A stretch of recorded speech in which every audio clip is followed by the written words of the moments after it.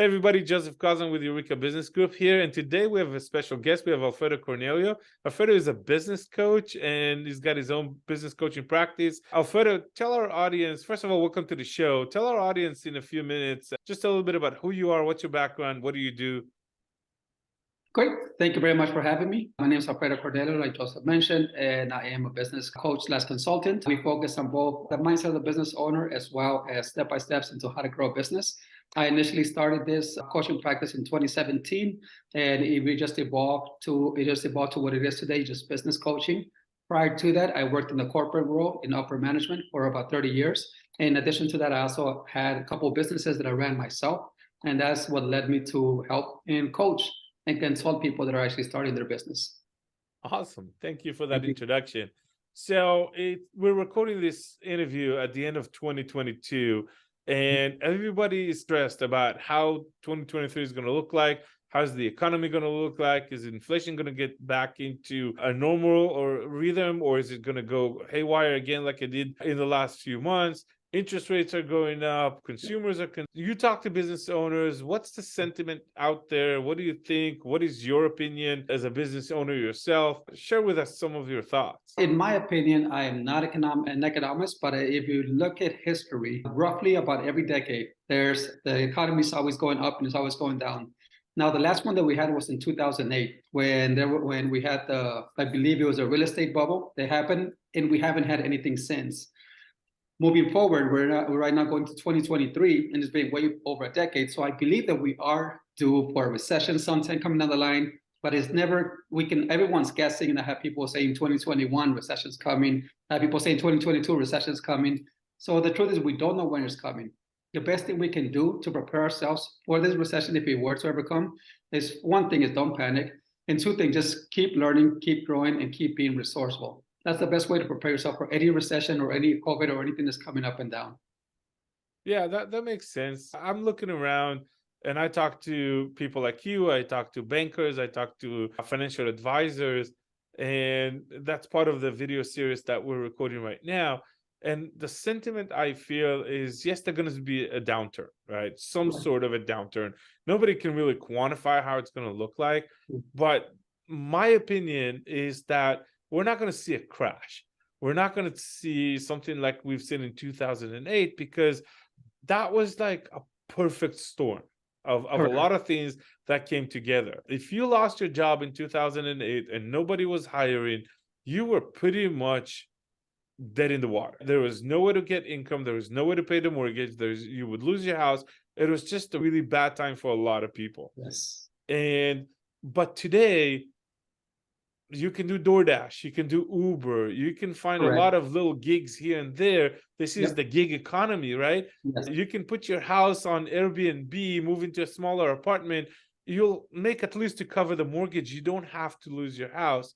So I think we're in a different world, in a different economy than we were back. So I don't think we're going to see the same level of crash that we've seen in 2008. There's going to be a correction, no doubt, and we're already feeling it in a lot of the markets already out there, especially on the real estate. Everybody's talking about real estate.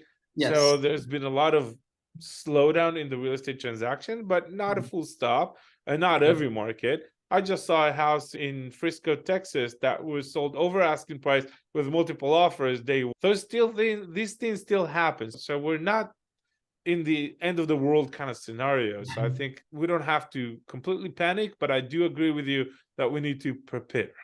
Correct. Right? Absolutely. So if I was a business owner and I would call you and say, hey, Alfredo, I'm worried. What should I do? How can I practically prepare for a downturn? There's a lot of things you can do. The first thing, obviously, is don't panic. I know when you look, what ends up happening during the downturn is everybody watches the news. The news is trained to sell commercials. So what they end up doing is they'll show you the worst of the worst to keep people's eyes glued in the tube. They can sell more commercials and it's good business for them, right? But in reality, things are never as bad as they seem. Just like you said right now, we are living in a different world right now. There's a lot of options out there, like you mentioned, Airbnb. There's so many gigs that you can do along the way. But what ends up happening is when people panic, they hold on to their dollar. And by not spending, the money doesn't go to another universe when there's a correction. So just people stop spending it. But what we find, human nature always finds the need to spend on whatever they need. And what I mean by that is, if you have a headache, and you need to get rid of the headache, you're going to go out and you're going to buy pain pills. Even better example would be is if whatever anyone needs, they need food, they need groceries, even during a down economy, people will find a way to spend that money to get what they need. They'll obviously probably have to shave off money in some areas because they're scared. So as a business owner, you have to make sure that you refine your message. You have to make sure that you are in a market, you have a market dominating position, which means that your service is top notch and you can deliver great service, and that you can actually put yourself in front of the people that need it, because people are still spending no matter what the state of the economy. People will always find a way to get their need. An alcoholic will always continue to drink during the economy, and a gambler will continue to gamble during a bad economy. That's just human nature. It is. That's what human nature is. So if your service is out there, something they need, they will find a way of getting it. So the best thing you can do is just stay on top of your game, refine your message, and just be creative so so people can find you quicker. Yeah, absolutely. In the coaching world, especially in the business coaching world, there's two sides of things, right? There is the come help me figure out how to run my business because I don't do that very well, or I don't feel I do that very well, or the numbers are not there. And there is the I want to grow, I need accountability, I need mindset coaching. Yes. So what kind of coaching do you guys offer, and how does that look like? We offer a combination of coaching and consulting, and primarily because consulting is something that's very important. People do need guidance and they need to be told what to do. But coaching is a little bit more of a mindset kind of thing, which the word mindset is over hyped up and over advertised, but there's two words in mindset. One is mind and the other one is set. So whenever you're looking to, let's say you have a business and you want to get to $4 million, you cannot get to $4 million with a mindset of a $40,000 mindset individual. So we, as a coach, we have to go in there and see what are the holes that are missing. What are the insecurities that most of us as human beings have growing up? Because we're being human. We are human. And most of us are programmed from the age of 1 to 5. And I don't want to go too deep into this because it's a whole other subject, but we spend most of our life when we get a lot older trying to figure out why do I want to achieve this, but I cannot get myself to do it. And a lot of times it's because we go in denial. We're not really clear as to what it is. And you need an outside person perspective to tell you. For example, I have two younger sisters and 2 older sisters. My younger sister was very shy growing up, and she still is. And every time we'll point out to her, why are you so shy? She'll start giggling and say, I'm not shy. But she needed that outside person to point it out to her in order for her to be able to see it, to correct it. And she was able to she's still shy, but now she can socialize better. So as business owners, there's a lot of things that we're not fully aware because we cannot see it. We do have blind spots. So it is a coach's responsibility to find those blind spots, to guide people to the process so they can meet their objective. And that way they're not bumping their heads against the walls and be like, why? When in reality, it's really hard for us to see it once. So I myself need a coach, and I myself have a coach, because we as human beings, we all have blind sides. Yeah, it's something very common in psychology, and I've seen that even in software developers, which is a completely different world from business people, is that they can't find the mistakes in their own code. And I used to tell them it's like our kids, right? You can't find fault in your kids, right? Your business is like a kid for you. There's nothing wrong with my kid ever. We're the parents of these things. We're doing that. So it's really hard for us to see the flaws or see the things that we're doing wrong.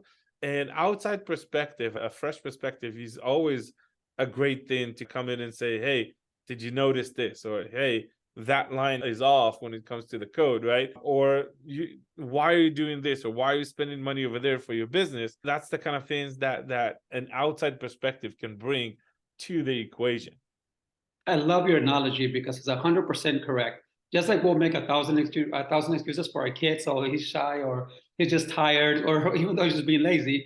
Business owners are very proud of their business and they definitely want it to succeed. But you're right, there is definitely something in there that they cannot really see. We're living in an age right now where it's information overload. We have more podcasts on finances, more podcasts on health, videos, blogs, and everything than ever before. But yet we're dealing with diabetes, cancer, and all these issues that could be avoided through the information that's out there.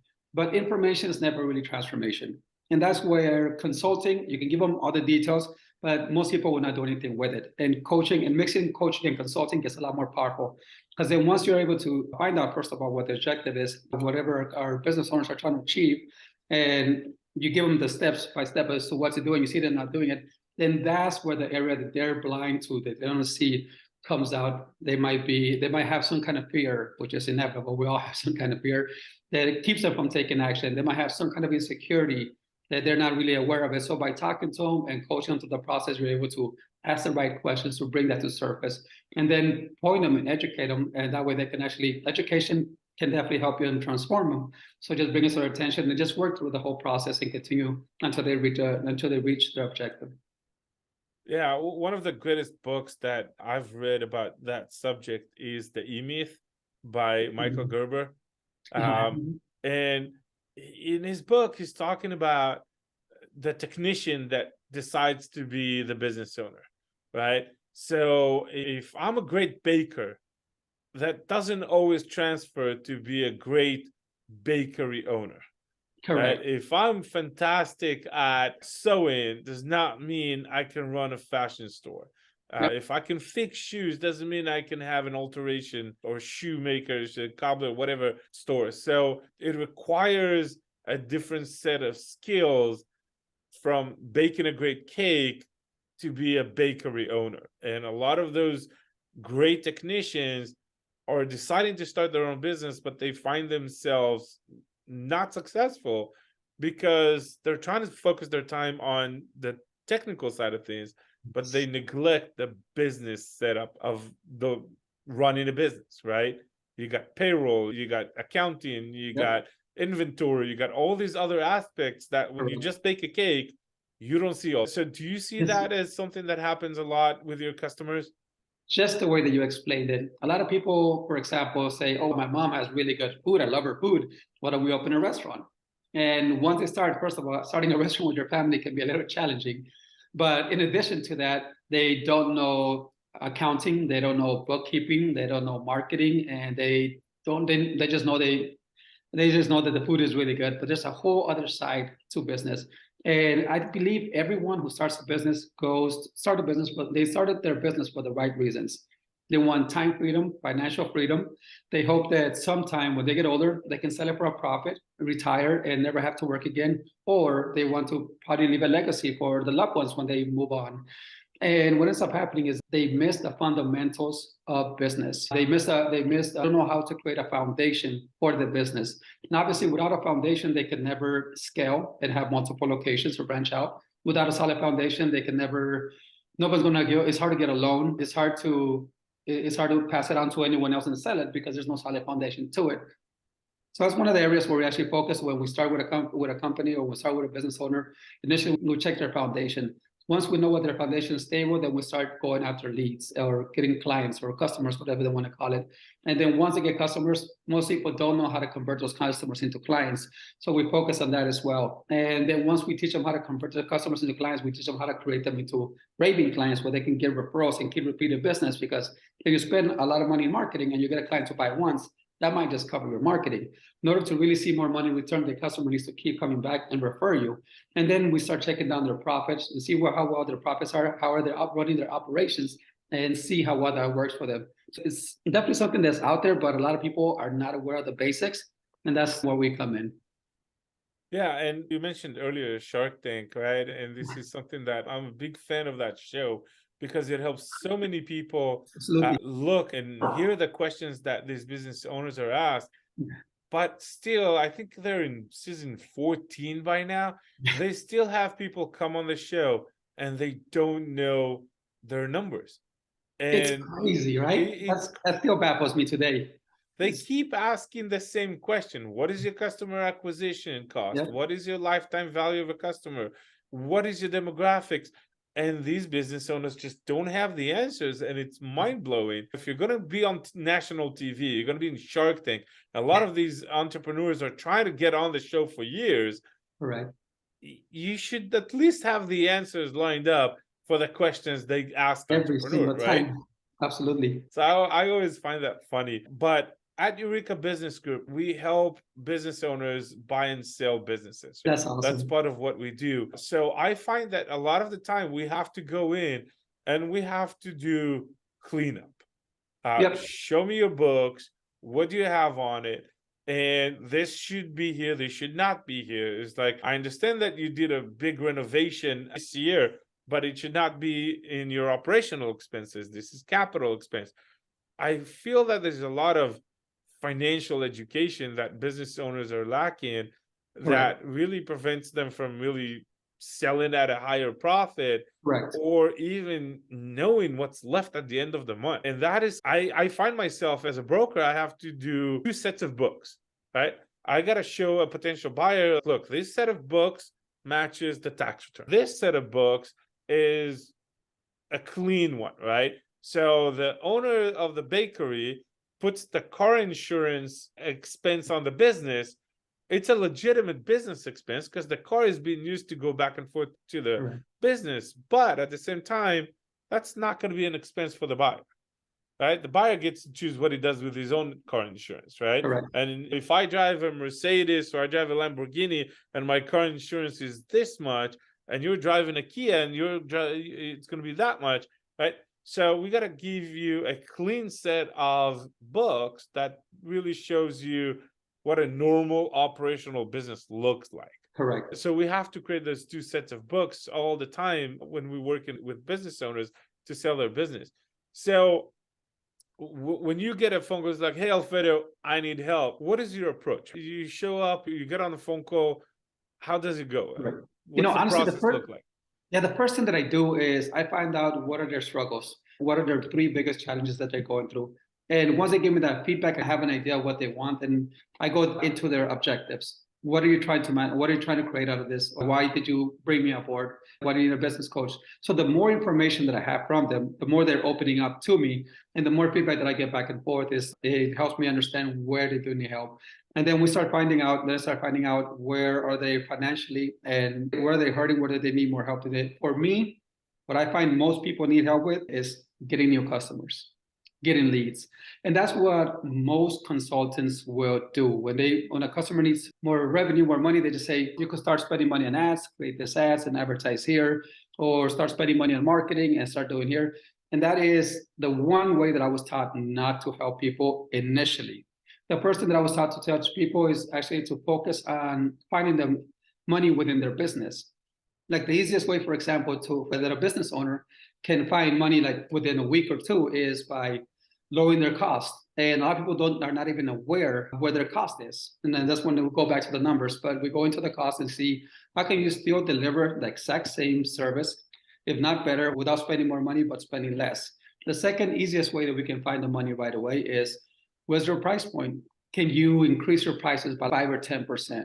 And this small percentage of increase amongst their services or their products adds up to a good amount of money at the end of the year. So we start focusing within how can we help them develop a solid marketing foundation so they can actually start reaching out to more people. And then once we focus on these 12 areas, we have about 12 steps that we focus on helping them, then we might want to explore paid ads once they have more money and more revenue, where it really won't hurt them. Because the truth is that most people are not, I would say probably out of 100 people that do marketing, maybe 10%, if not less, know what they're doing. And a lot of times, for my personal experience, way back in the beginning when I did not know marketing, I was spending a lot of money and getting almost nothing in return. So it's easier for us to go into their business and see how we can find the money and just build a solid foundation before we even start creating ads or have them spend any money that they probably don't even have, or else they wouldn't be hiring me. Yeah, and one of the things that I've noticed when I talk to a lot of business owners is they spend the money without aim, right? They go the shotgun approach. I'm going to do a Facebook ad, and everybody between 18 and 65 in 25-mile radius, I'm going to show them the ad. Yep. And it's kind of, if you're selling bridal dresses, you shouldn't be showing that to anyone 18 to 25 to 65 in 25-mile radius. It makes no sense. So I keep telling people, it's like when you spend money, when you spend marketing budget, you want to use your sniper approach, not your shotgun approach. Don't scatter things and hope something sticks. I hope you hit something, right? Like I mentioned, we're brokers, so we have agents that work for us. And when I bring an agent on board, I make them sit down and think about what brand they want to present. And in order to figure this out, I have 3 leading questions for them. The first question is, who's your audience? But who are we talking to? Are we talking to 20-year-olds? Are we talking to 40-year-olds? Are we talking to males or females? Are we talking to this person or that person? Are we talking to professionals or blue collar? Again, who's your audience, right? The Yep. next question is, where do they live? And it's not a geographical question. It's a where can you engage them question, right? Do I find them on Facebook or on TikTok? It's not the same crowd, right? Is my audience live at the country club or they live at Sam's Club or Walmart? Where can I engage my customers, that audience that I just identified when I asked who's my audience, right? And then the third question that we tell our agents to ask themselves is, what's their language? What is my audience language? And this comes from the fact that this is 2022. Correct. Every social media outlet out there and every search engine is very sophisticated, and it's got very, very intelligent algorithms, right? Correct. So I'm going to take a word from the real estate. I'll take an example from the real estate world. If I intend to work with home buyers, then my home buyers language is home, family, warm, memory, kids, pool. But if I'm working with real estate investors, their language is ROI, cash on cash, investment, financing. And I know that if I'm going to create a post or a video, a tweet, or anything else with one language, the algorithm is smart enough not to show that to people that don't speak that language. So if all my posts are on talking about real estate investments and so on, the home buyers will not see my posts because that's not interesting to them, and the other way around. So I tell my agents, when you know your audience language, you know how not to confuse the algorithms, right? Because that's especially bad with real estate agent, because I can do anything. I can do investors, I can do home buyers, I can do commercial, I can do residential, I can do short-term leasing, I can do everything. So yes, you can, but when you put content out there, when you put marketing out there, you need to have one language. Correct. Targeting one audience, so you won't confuse the algorithms, because here's what happens. The algorithms are just not going to understand which language you talk, and they're going to throw you away. They're just not going to serve you. It's that simple. That's brilliant. I love the way you said it. You don't want to, the people use a shotgun approach, but in my experience, is over 90%. You want to use more the sniper approach, but I find that most people get intimidated when it comes to creating an ad, because Facebook is getting easier and more user-friendly. And you can just really just target specific people within a certain range, and you could even copy people's audience and just hit those specific audience if you're looking for. But most people just completely don't. They just go post easy. They throw that broad post and they wonder why it doesn't work. They're not really picking their avatar. They're not going specifically for people they're looking for. And just as important, the language, they're not even aware that it exists. Keywords or anything of this, search engine optimization, they don't use any of that information to really help themselves and help their ads. So they end up spending whatever their budget is, 200, 300. Some people throw away a lot more and get nothing in return, unfortunately. Yeah, so marketing is one of the biggest challenges that you see with those businesses. What are the other 2-3 big ones that you have to tackle in almost every business? If I would have to say, the biggest one that I see is obviously not having a solid foundation. That's one of the biggest things. But aside from that, is most people don't know how to convert leads into clients. For example, no one usually buys on the first email you send someone or the first phone call. It usually takes approximately maybe 1 or 2%, I believe, is the number of the people that buy the first time you call them or the first time you email them. So most people don't follow up. Usually people will send something out and they just cross their fingers. If anybody shows any interest, they won't really go after it. They don't know how, they don't even know this basic stuff. So learning how to get leads, get customers is very important, because that's the oxygen to your business. Without no funds, you can't keep the doors open and you have to shut down, or you can't continue to give service. You have to go out and find a job wherever it is. So that's the number one thing that I can think about that challenges people the most.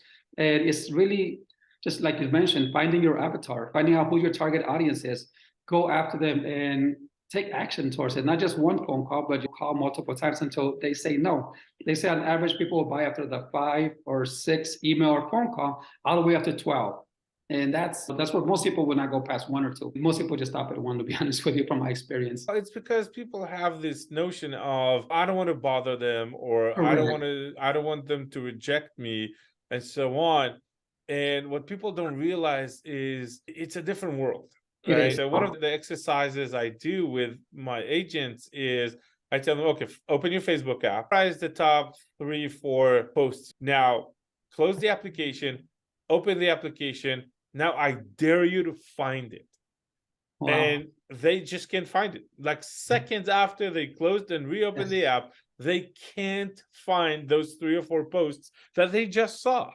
And Correct. it's because insane, everybody's right? feed is just flying so fast that just putting something out there once is not going to help.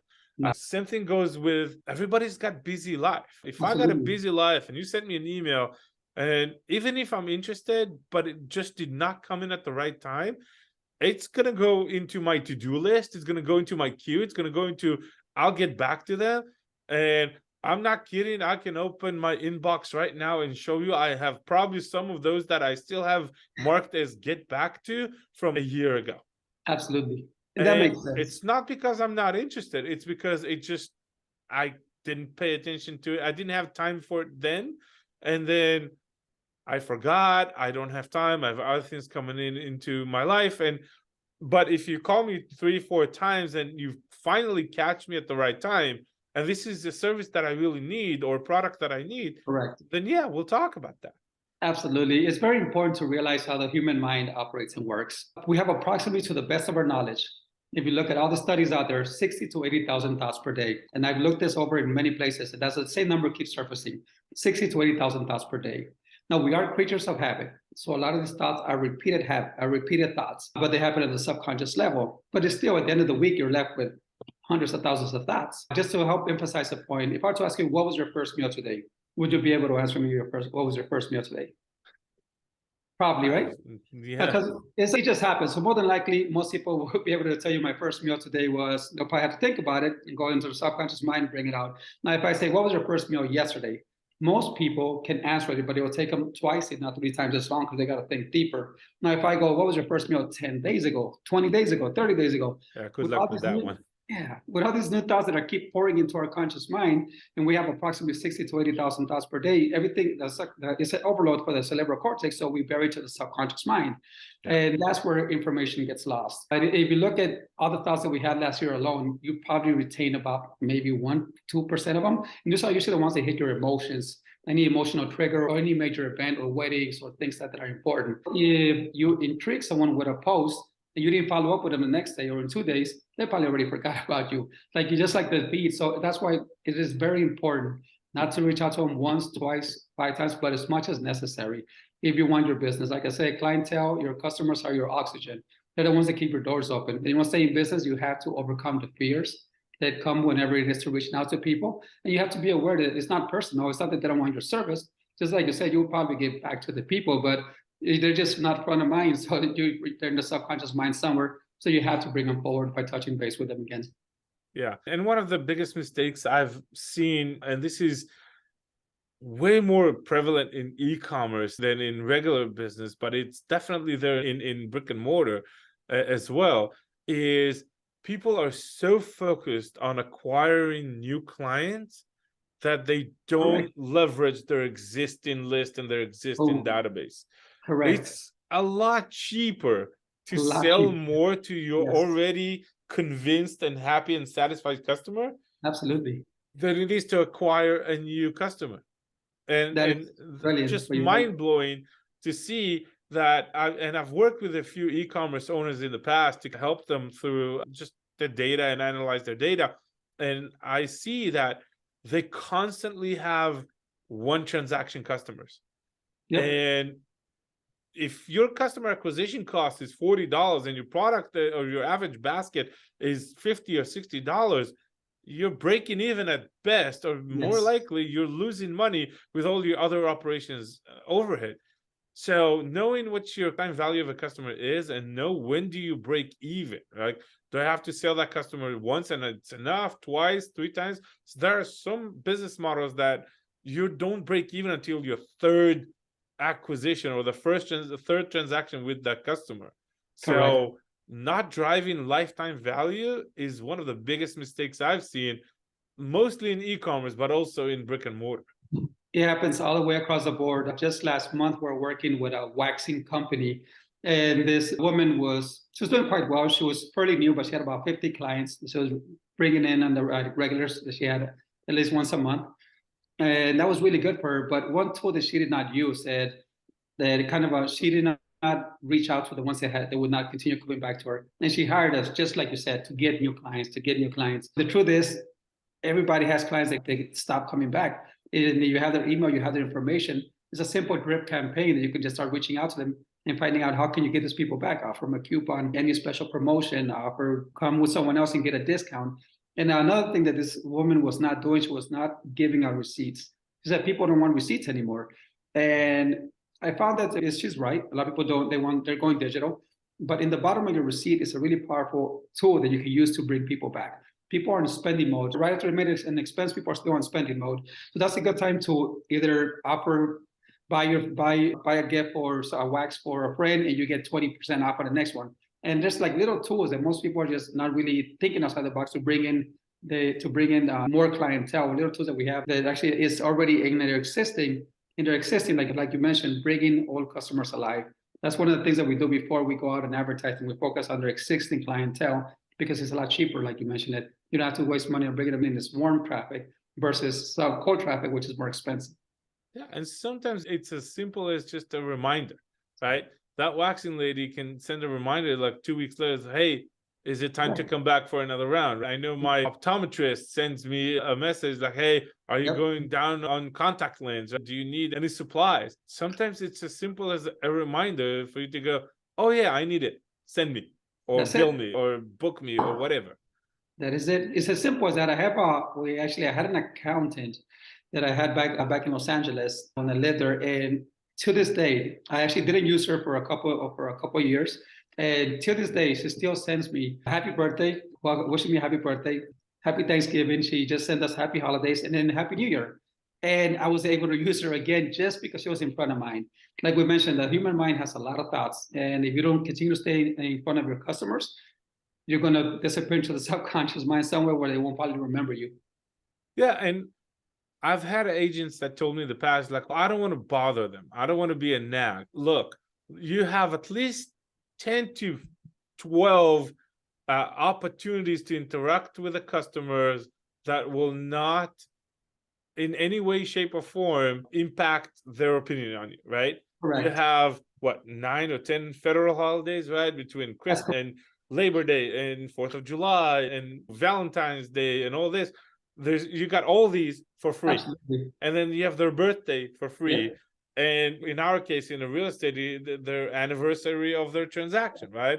It's like, hey, it was 3 years today that you bought your house. How you doing? Are you ready for a new one? Right. It's kind of like you have free, not bothering about 10 to 15 touch points a year. Correct. That you can interact with your customer, and people just don't do that. Yes, and it's primarily because of fear. And it's normal to have that fear. People have fear of success. People have fear of rejection. People have fear of not having success. And yeah, but what's there to fear? What, are you going to yell at me because I sent you happy 4th of July? There's absolutely nothing to fear. That's the whole point. Some people are in fear of rejection, and it keeps them from taking going back to this woman that was actually doing waxing. She had this big fear. We actually worked on her, increase her prices because she was undervaluing herself dramatically. And I told her, and this is on a total different subject, I apologize, but she had a big fear of raising her prices because she would lose clientele. When in reality, if she raised her prices, we put her in her software, she can lose up to 11 customers and still make the same money. But odds are she won't lose 1 or 2% of them. That's what studies tell us.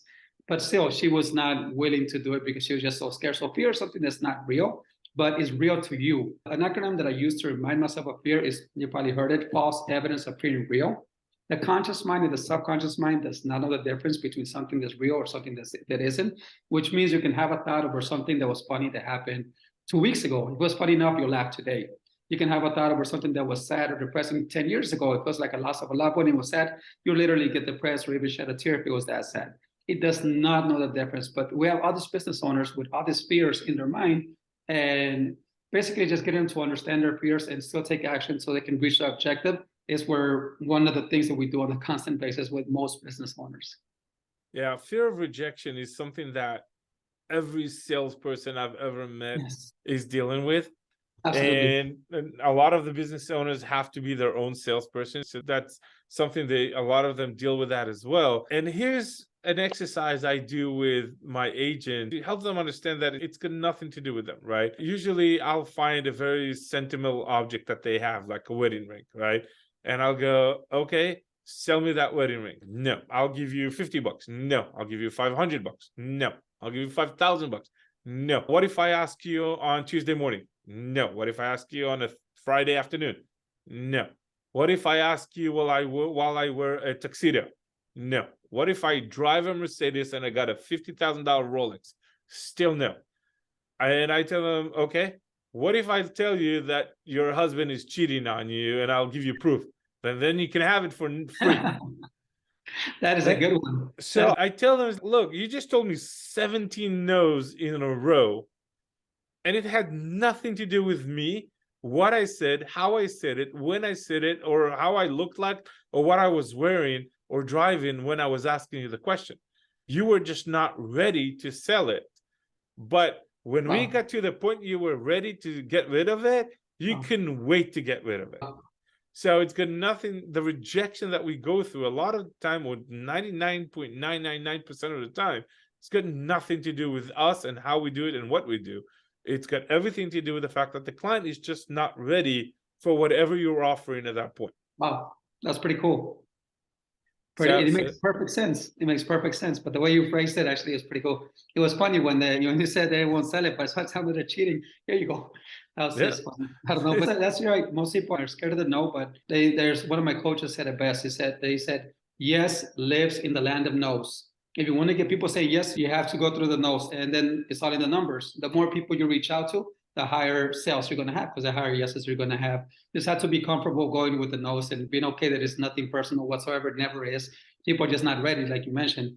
But when they are, and you get in front of the right people, if you get enough no's, you're going to get some more yeses. It's inevitable. Yeah, one of the most amazing books I've read about rejection is called Rejection Proof. And it's a guy here from Texas, and he just went on a journey of trying to ask for the most absolutely ridiculously crazy things. And he's going from something small to big, massive requests.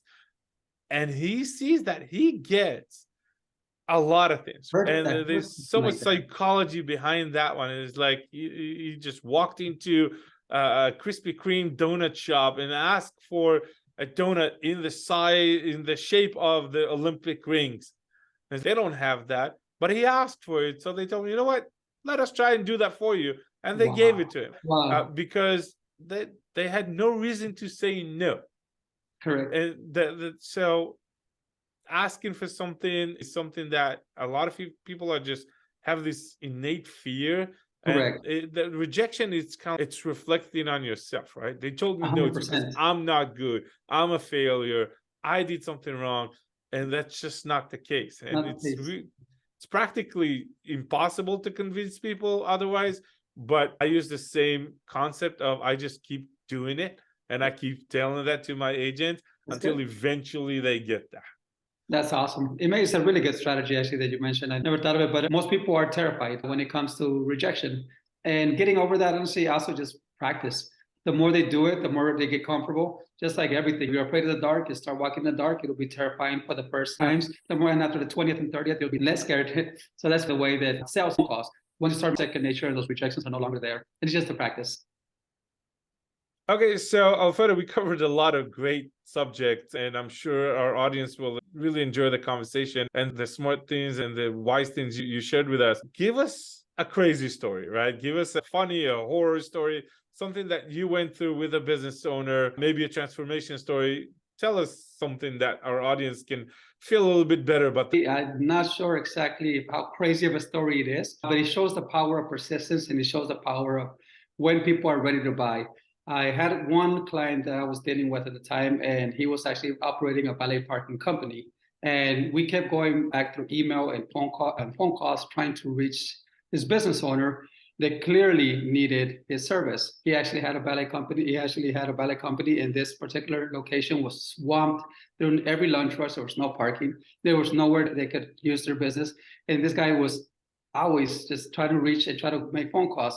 One day we just said, why don't we just walk in there during the rush and just sit down, have a meal, and then ask for the owner. And it's not a crazy story, but it's just the power of actually showing up in the presence versus making phone calls and sending emails. They got him that business, they got him that parking lot, and got him a contract for a year, which was actually pretty lucrative for him. I don't know how crazy of a story it is. I was trying to think on my toes. I apologize. But that's one of the things that I think is really powerful, just taking a different approach, not just phone calls, not just emails, but do whatever it takes to get in front of the person and try to sell your service or try to sell your product or your business. Yeah, absolutely. That's great. Thank you. I wish I would have had a better story. I'm sorry. Go ahead. I wish I would have had a better story. Oh, that's okay. To wrap this up, I want to be conscious of your time. If the listeners or the viewers want to get in touch with you, we're going to put some links in the notes of the episode. But what's the best way to reach you? How can they find you? We have, if you go to www.corneliocoaching.com. Cornelio is CORNELIO.com. And there's an ask where we answer any business owner, any question they might have regarding their business, whether it be growth, strategizing, and they can ask us any free questions. We also have an email list where they can sign up and they can get our weekly where we send them information and just tips and strategies on how to grow their business. Awesome. Thank you so much, Alfredo. Sorry. And CornelioCoaching.com. This is where everybody can get a hold of you. Absolutely. Our website is ebgtx.com. If you want to sell your business in Texas, we'll be happy to help you. And thank you, everybody. And thank you, Alfredo, for being on the show. Thank you for your time and thank you for having me.